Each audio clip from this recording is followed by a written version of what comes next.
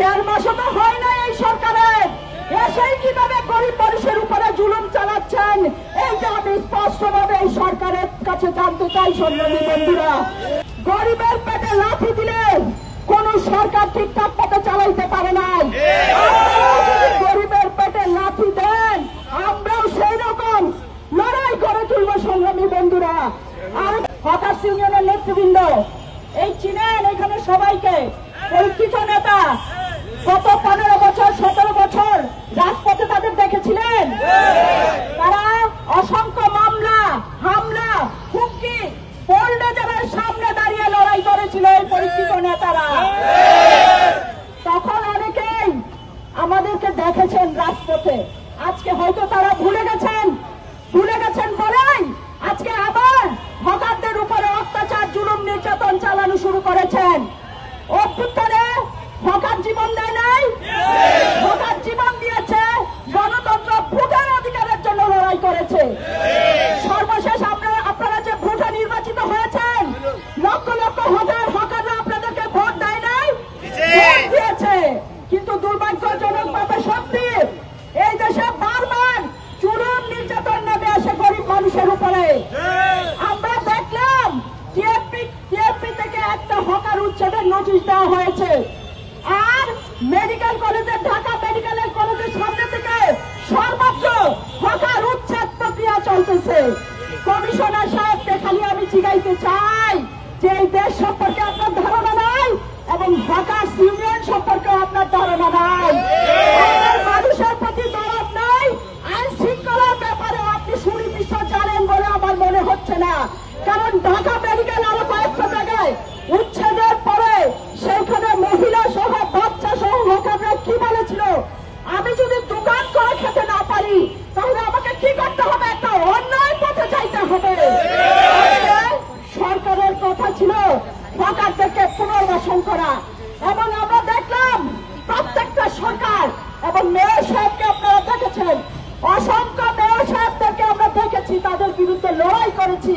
তাপস সাহেবকে দেখেছি, সাহেব কুপন, তাদের বিরুদ্ধে চোখে চোখ রেখে আমরা লড়াই করেছিলাম।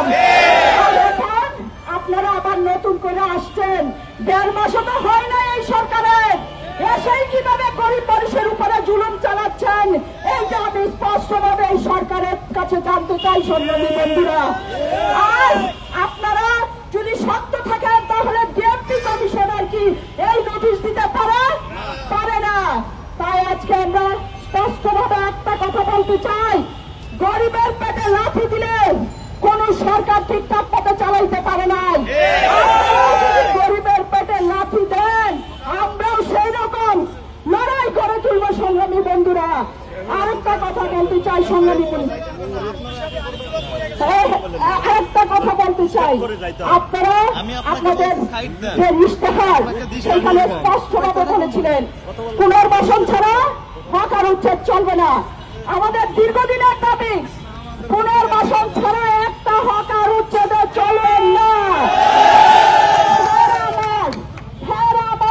যারা এখানে এসেছেন, যারা আসেননি আমাদের বক্তৃতা শুনছেন, কোন হকারকে যদি অন্যায়ভাবে গ্রেপ্তার করা হয় তাহলে আমরা তীব্র আন্দোলন করে তুলব।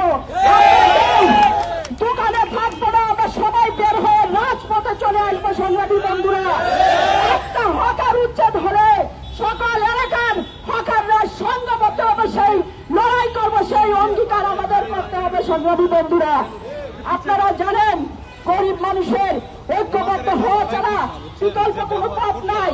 তাই আজকের এই পরিস্থিতিতে দাঁড়িয়ে আমরা এই ডিএমপি কমিশনারকে আমরা বলে দিতে চাই, আপনি আপনার নোটিশ প্রত্যাহার করে নিবেন এবং আর কোন হকারের উপরে কোন ধরনের হামলা মামলা জুলুম গ্রেপ্তার করতে পারবেন না। আর যদি করেন আমরা তীব্র লড়াই করে তুলব। আর প্রশাসক হিসাবে যিনি নিয়োগ হয়েছেন জানেন উনি মুক্তিযোদ্ধা। আপনাকে বলতে চাই, গত 15-17 বছর আমাদের লড়াই দেখেছেন, হকার ইউনিয়নের লড়াই দেখেছেন। কারো চোখ রাঙানিতে হকার ইউনিয়ন কখনো থেমে থাকে নাই, এখনো কারো চোখ রাঙানিতে হকার ইউনিয়ন থেমে থাকবে না। চূড়ান্ত লড়াই হবে, আর একটা হকার উচ্ছেদ হবে না, কোন পুনর্বাসন ছাড়া কোনো হক